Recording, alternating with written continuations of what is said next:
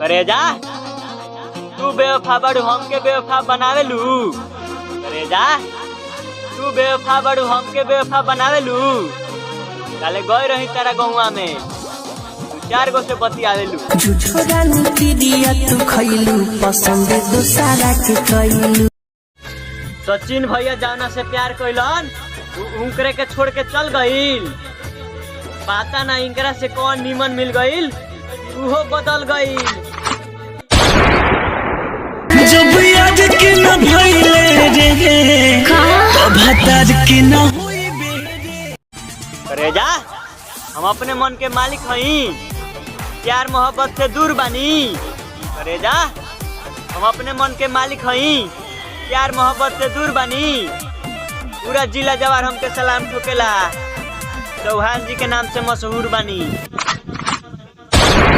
केहू के भीड़ अब हम नहीं सटक चौहान जैसे लवर हो चौहान के सब कमाई तोहरे में ठोक दे।